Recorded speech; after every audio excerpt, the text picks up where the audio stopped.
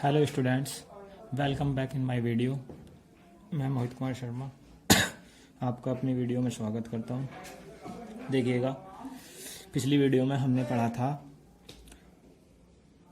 Critical path method और आज की वीडियो में हमारा टॉपिक है project evaluation and review technique PERT।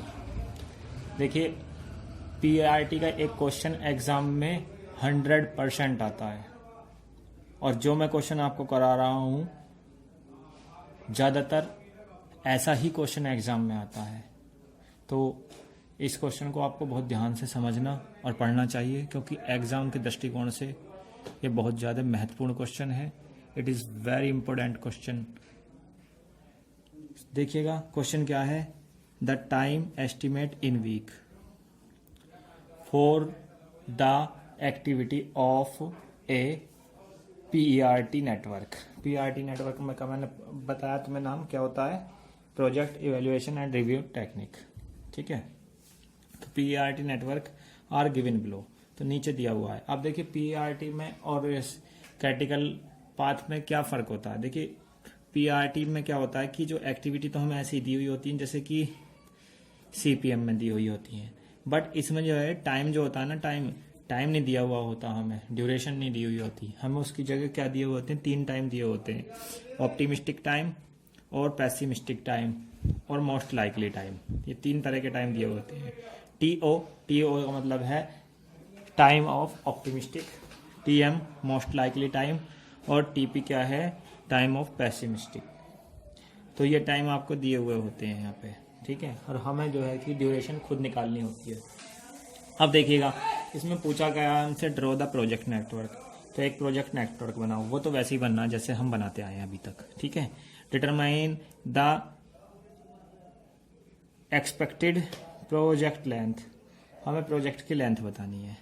Calculate the standard deviation and variance of the project length, project length के हिसाब से हमें इसका वेरिएंस और स्टैंडर्ड डेविएशन बताना है। देखिए, स्टैंडर्ड डेविएशन का जहाँ इसमें नाम आ गया और वेरिएंस का, तो क्वेश्चन वैसे भी बहुत ज़्यादा महत्वपूर्ण हो जाता है ये। ठीक है, अब देखिएगा, 4th में पूछा गया, in the project due date in 19 week what is the probability of not meeting the due date. ठीक है, तो इसमें प्रोबेबिलिटी निकालनी है कि मीटिंग जो है वो ड्यू डेट पे नहीं हो सकती है उसकी। अब इसमें आगे वाले में प्रोबेबिलिटी भी दी हुई है, वो 20 वीक के लिए पूछी गई है। ठीक है, अब देखिए क्वेश्चन को हमें करना कैसे है। सबसे पहले आप इस क्वेश्चन को करने का तरीका समझ लीजिए। तो ये जो टेबल है ना, ये ज़्यादा महत्वपूर्ण टेबल है। तो इसे करने के लिए हमें सबसे पहले क्या काम करना पड़ेगा, एक और टेबल बनानी पड़ेगी। ठीक है, एक और टेबल बनाने से पहले सबसे पहले आप ये देख लीजिए कि हम इसका नेटवर्क डायग्राम बना लेते हैं। सबसे पहले देखिए, सबसे पहले क्या है, एक्टिविटी 1 से 2, तो 1 से 2 एक एक्टिविटी हो गई, 1 से 3 है तो 1 से 3 हो गई, और 1 से 4 है तो 1 से 4 हो गई। ठीक है, अब 2 से 5 है, 2 से 5 एक एक्टिविटी हो गई, और 3 से 5 तो 3 से 5 भी एक एक्टिविटी हो गई। ठीक है, अच्छा 4 से 6, तो इस 4 से एक 6 एक्टिविटी हो गई, और 5 से 6, तो इस 5 से ये 6 जोड़ दी, तो एक हमारा नेटवर्क डायग्राम बन गया। बट अभी टाइम ड्यूरेशन हमें नहीं पता है। ठीक है, तो हमारा डायग्राम तो बन गया है नेटवर्क। अब ड्यूरेशन निकालेंगे। अब ड्यूरेशन निकालने के लिए हमें एक टेबल और बनानी पड़ेगी। वो टेबल मैं और दिखा देता हूँ आपको अलग से बना के, देखिएगा। एक टेबल में एक कॉलम हमें बनाना एक्टिविटी का, जो हमें क्वेश्चन में दी हुई एक्टिविटी है। एक वही कॉलम ऑप्टिमिस्टिक टाइम का, मोस्ट लाइकली टाइम का और पेसिमिस्टिक टाइम का। ठीक है, उसके बाद जो एक्सपेक्टेड टाइम है, जो हमें टाइम निकालना है, जो ड्यूरेशन निकालनी, उसके लिए फॉर्मूला क्या है, वो होता है म्यू। वो क्या होता है, mu is equal to T से भी डिनोट करते हैं इसे। ठीक है, और वो फॉर्मूला है optimistic time plus 4 times most likely time plus pessimistic time upon 6। ठीक है, तो इस फॉर्मूले में ये वैल्यू रखनी है। देखिएगा, 1 से 2 ड्यूरेशन के लिए जो है टाइम ड्यूरेशन कैसे निकल के आएगी, 1 और इस 1 को 4 से मल्टीप्लाई करो तो 4 हो जाएगा, और 7 इन्हें ऐड करके अपॉन 6 से डिवाइड करेंगे, 12 अपॉन 6 इज इक्वल टू 2। ऐसे ही 1 और इसको 4 से मल्टीप्लाई करो 16, और 7 अपॉन 6 इज इक्वल टू 4 आ जाएगा। इस तरह से हमने ये सारे टाइम्स निकाल लेने हैं इस फॉर्मूले में रख के। ठीक है, कोई दिक्कत नहीं आने की है, बहुत सिंपल सी बात है। उसके बाद में वेरिएंस निकालना होता है।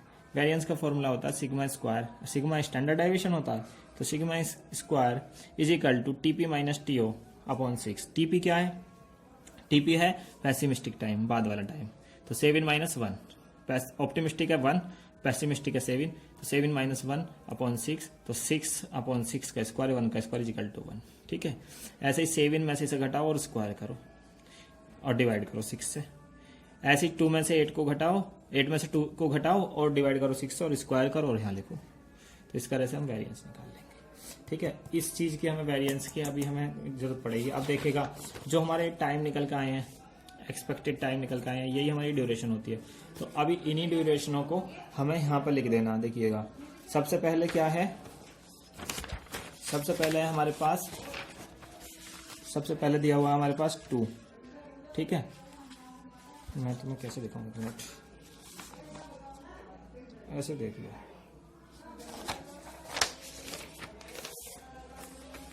ऐसे देखिएगा, ऐसे तुम्हें सब दिखेगा इसमें। अब देखिएगा सबसे पहले क्या आया, टाइम 2 आया, तो 2 लिख दिया यहाँ पे। ठीक है, फिर उसके बाद में 4 आया 1 से 3 पे, 1 से 3 पे 4 लिख दिया, 1 से 4 पे 3 आया तो 3 लिख दिया, और 2 से 5 पे 1 आया, तो 2 से जो 5 जा रहा है उस पर 1 लिख दो यहाँ पे। ठीक है, उसके बाद में 3 से 5 पे 6, तो जो 3 से 5 जा रहा है उस पर 6 लिख दो, ये लिख दिया। ठीक है, अब उसके बाद में 4 से 6 पे 5 है, तो 4 से जो 6 जा रहा है उस पर क्या है 5 है, और 5 से जो 6 जा रहा है उस पर 7 है, तो यहाँ पर 7 लिख दिया। तो अब हमारा ये क्वेश्चन ऐसे हो गया जैसे कि हम पहले हमने पिछली वीडियो में पढ़ा था CPM क्रिटिकल पाथ मेथड के जैसा क्वेश्चन हो गया। ठीक है, क्योंकि ड्यूरेशन लिख गई अब टाइम की। अब क्या काम करेंगे हम इसमें, अब इसमें हमसे पूछा गया है determine the expected project length. Network diagram तो बन गया, तो ये रहा पहले एक आंसर। अब बी के लिए क्या करना है, एक्सपेक्टेड प्रोजेक्ट लेंथ।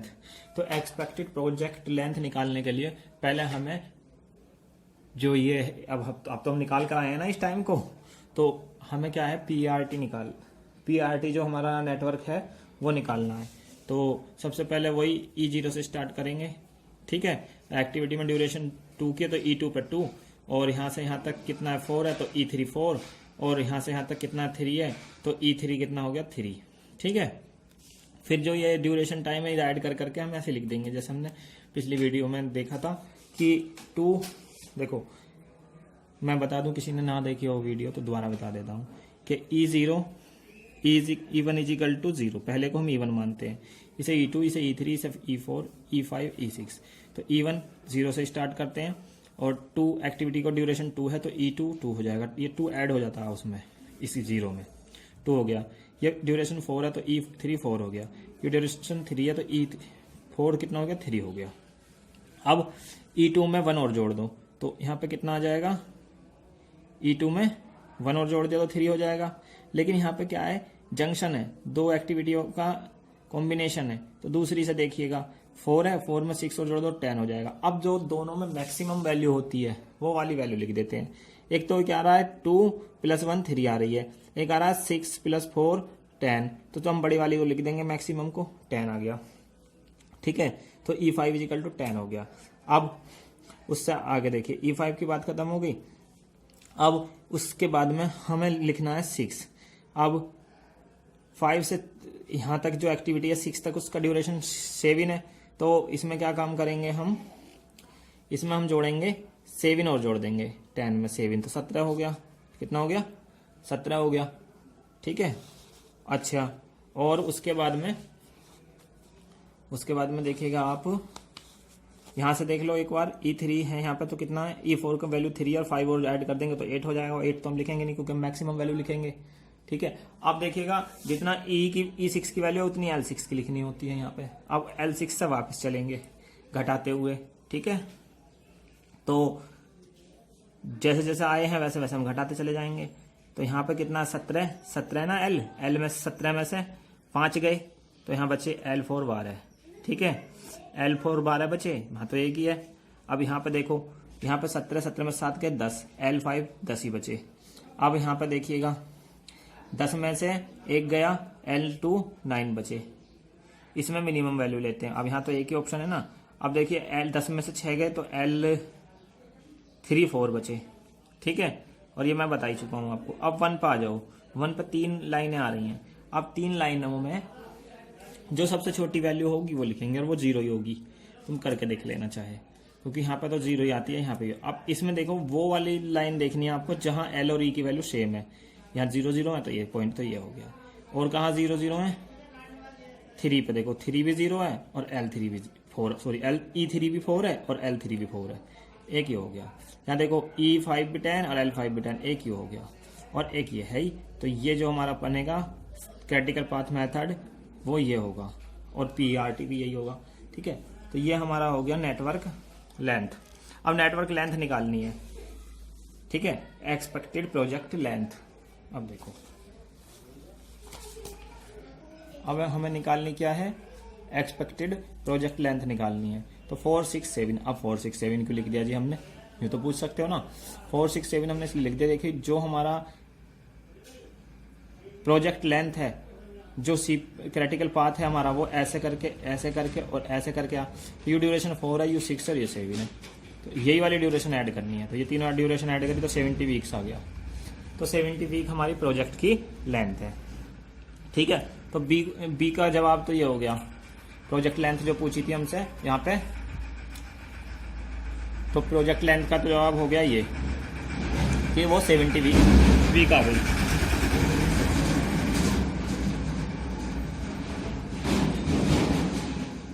वीक आ गई। उसके बाद में सी देखिए, सी पे क्या पूछा है हमसे? सी पे पूछा है calculate the standard deviation and variance of the project length. तो प्रोजेक्ट लेंथ के लिए हमें निकालना है ये वेरिएंस। अब वेरिएंस हमने उस टेबल में देखो सारे निकाले हुए थे, यहाँ देखिएगा ये रहे। अब हमारा जो है एक्टिविटी कौन कौन सी थी? 1 से 3 थी एक तो एक्टिविटी, ठीक है, और कौन सी थी? 3 से 5, ठीक है, और 5 से 6। ये तीन ही एक्टिविटी तो थी, 1 से 3, 3 से 5 और 5 से 6। अब इनके जो स्टैंडर्ड डेविएशन है वो कितने हैं? 1, और इसका कितना 4, और इसका कितना 4। तो सिग्मा स्क्वायर इजिकल टू हो जाएगा हमारा इस प्रोजेक्ट लेंथ के लिए 1 4 4 प्लस इजिकल टू 9 हो गया, ठीक है। हमें निकालना क्या? वेरिएंस। तो वेरिएंस हमारा कितना हो गया? वो 9 हो गया। क्या हो गया? 9 हो गया इस प्रोजेक्ट लेंथ के लिए, इस वाले प्रोजेक्ट लेंथ के लिए, ठीक है। अब लेकिन हमें निकालना है स्टैंडर्ड डेविएशन भी इसी प्रोजेक्ट लेंथ के लिए। तो क्या है? वेरिएंस का स्क्वायर हो रहा है ना, या जब तो ये है। अभी ये जो सिग्मा है ये डिनोट करता है स्टैंडर्ड डेविएशन को। तो स्टैंडर्ड डेविएशन निकालने के लिए इसका रूट ले लीजिए आप, रूट लेंगे तो 3 आ जाएगा। तो सिग्मा इक्वल टू 3 ये स्टैंडर्ड डेविएशन है। कितना सिंपल है, कितना आसान है, ठीक है। उसके बाद देखिएगा आगे जो बात है थोड़ी सी वो समझने वाली है। वो उस बात में क्या है कि आगे दिया हुआ है मैं डी क्वेश्चन एक बार और देख लेते हैं। चलो, if the project due date is 19 week, project की जो ड्यू डेट है वो 19 वीक है मैक्सिमम। तो what is the probability of not meeting the due date? Meeting ना होने की प्रोबेबिलिटी निकालनी है हमें ड्यू डेट पे। तो उसके लिए सबसे पहले हम ड्यू डेट पे होने की प्रोबेबिलिटी निकाल लें कि ड्यू डेट पे होने की प्रोबेबिलिटी कितनी है, ठीक है। फिर उसे 1 में से घटा देंगे तो हमारा आंसर आ जाएगा। अब देखिएगा सी डी क्वेश्चन का answer, project due date 19 week, तो एक्सपेक्टेड टाइम इज कितना है? 17 वीक है जो हमारा आंसर आया है। फॉर्मूला होता है Z is equal to P X greater less than equal to 19। क्यों? 19 के लिए ही तो पूछी है हमसे प्रोबेबिलिटी, तो इसके लिए निकालनी है हमें। तो उसके लिए फॉर्मूला होगा Z is equal to X minus mu upon sigma. और एक्स क्या है? एक्स वो वैल्यू है जिसके लिए हमें बतानी है, और म्यू क्या है? वो वैल्यू है जो हमारी आई है, जितने टाइम में हमारा प्रोजेक्ट कंप्लीट हो रहा। तो 17 वीक में हो रहा तो 17 यहाँ रख दीजिए, और 19 के लिए हमसे क्वेश्चन में पूछा गया तो 19 रख दीजिए अपॉन 3। तो 2/3 की वैल्यू होती है कितनी? 0.667। अब 0.667 को जब हम स्टैंडर्ड टेबल में देखेंगे, एक स्टैंडर्ड टेबल होती है आपकी बुक में पीछे दी हुई है, आप उसमें जब वो वैल्यू देखोगे ना तो इसकी वैल्यू जब आप देखोगे तो वो आएगी, किसकी वैल्यू आएगी, मैं लिख देता हूं इजिकल टू 6.667 की। तो 6 के सामने और 6 के नीचे देखनी है वो वैल्यू आपको उस टेबल में, ठीक है, स्टैंडर्ड टेबल में। जब देखोगे तो आपको वो वैल्यू मिलेगी ये। अब इसे प्रोबेबिलिटी मिलती है, हमेशा पॉइंटों में मिलती है, तो पॉइंटों में दी हुई है भाई, वो प्रोबेबिलिटी टेबल है स्टैंडर्ड। तो अब उसे परसेंटेज में चेंज कर लो, तो यहाँ पे पॉइंट लगा दो, तो इतने परसेंट चांस है मीटिंग होने के। अब मीटिंग ना होने के चांस क्या है, 1 माइनस पी, तो इसे 1 में से घटा दो, तो इतने परसेंट चांस आपके मीटिंग ना होने के हैं, ठीक है। अब उससे आगे वाले क्वेश्चन में क्या कह रहा है, उससे आगे वाले क्वेश्चन में ये कह रहा है भाई कि जो ई क्वेश्चन है उसमें कह रहा है कि the probability that the project will be complete on schedule if the scheduled completion time is 20 week. अब क्या 19 की जगह 20 कर दिया है, बस सेम क्वेश्चन है। क्या है, सेम क्वेश्चन है भैया। पहले तो नोट मीटिंग की पूछ रहा है, अब मीटिंग होने की पूछ रहा है, तो अब कैसे आपको 1 में से घटाने की जरूरत है नहीं, बस। और सीधा इसमें रख दीजिए आप z is equal to X minus mu upon sigma, तो 20 रख दो आपके x की वैल्यू, क्योंकि पहले 19 ही, मैं 19 के लिए पूछा, अब 20 के लिए पूछ रहा था, 20 रखेंगे, माइनस 17 हमारा आया आंसर, ठीक है। ड्यूरेशन अपॉन 3, तो इसे करेंगे सोल्व तो 1 आएगा। तो 1 की वैल्यू आप टेबल में देखेंगे तो आपको ये मिलेगी, तो ये वैल्यू 84.13% चांस है 20 वीक्स में मीटिंग होने के, ठीक है। मीटिंग होने के, एक तरह से काम को कंप्लीट होने के, प्रोजेक्ट कंप्लीट होने के, ठीक है, इतने परसेंट चांस है। अब ये आपके क्वेश्चन समझ में आ गया होगा, तो मैं आशा करता हूं। बट अगर फिर भी ना आया हो तो कोई भी अगर इसमें आपको प्रॉब्लम हो तो आप मुझसे डिस्कस कर लेना, कोई भी आपकी परेशानी हो तो आप मुझसे पूछ लेना। Thank you for watching my video. But हाँ, ये क्वेश्चन एग्जाम के पॉइंट ऑफ व्यू से बहुत ज़्यादा इम्पोर्टेंट है, इसलिए इस क्वेश्चन को कर लेना, ज़रूर आएगा ही आएगा एग्जाम में, ठीक है। तो अगर कुछ और पूछना हो तो बता देना भैया। Thank you for watching my video.